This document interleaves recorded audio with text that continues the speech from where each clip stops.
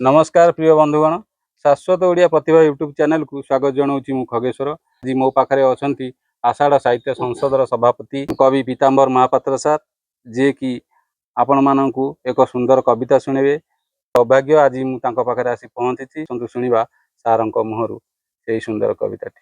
जगन्नाथ अभिनंदन जनइबी शाश्वत ओडिया प्रतिभा चैनल को सान भाई कवि सांबादिक ओडिशार जन अन्यतम युव प्रतिभा खगेश्वर खंडवाड़ महोदय आज आम घर को मु प्रथम स्वागत करुछि आम घर तरफर एवं आषाढ़ साहित्य संसद तरफर अतीत वर्तमान को नहीं मोर दुईटी कविता आज पाठ करुछि।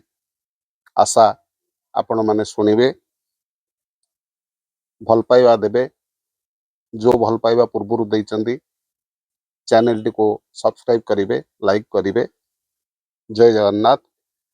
मोर कवितार शीर्षक भल थिला। भल थिला चाळ घर गोटे थिला, खरा वर्षा शीत सब समान लागुथिला। भल थिला घर आगरे दुब घासर गालीचा थिला, ता ओठर काकर को मनीष फटा ओठरे लगाउथिला।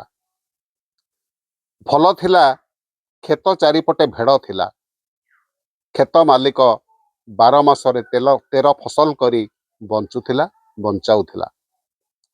भल थिला अंडीरा बाछुरी की षंढ न छाड़ी बलद करा जाउथिला।